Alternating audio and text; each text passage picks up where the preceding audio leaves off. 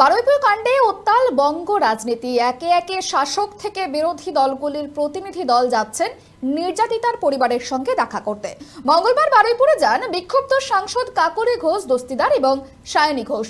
নির্যাতিতার পরিবারের সঙ্গে দেখা করেন তৃণমূল ছেড়ে এনসিপিআইতে যোগদানকারী সাংসদরা।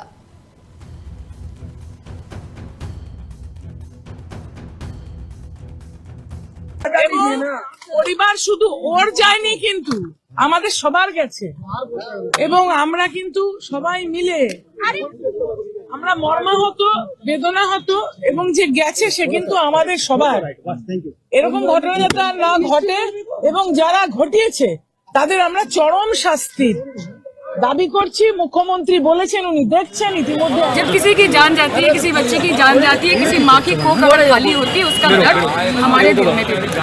हम उनको यही अपेक्षा है हमारे माननीय मुख्यमंत्री से कि जांच हो, सच्ची जांच हो, अच्छी जांच हो। जो लोग इम्प्लिकेटेड हैं, जो लोग दोषी है, उनको कड़ी से कड़ी सजा मिले और जो इसके साथ जुड़े हुए हैं उन सबको कड़ी से कड़ी सजा मिले, कैपिटल पनिशमेंट मिले। और जो लोग यहाँ पे आगे बढ़ के आए, जो लोगों ने पुलिस से भी पहले यहाँ पे इस बच्ची के लिए जिन्होंने आवाज़ उठाई, मैं उन सबका धन्यवाद करती हूँ।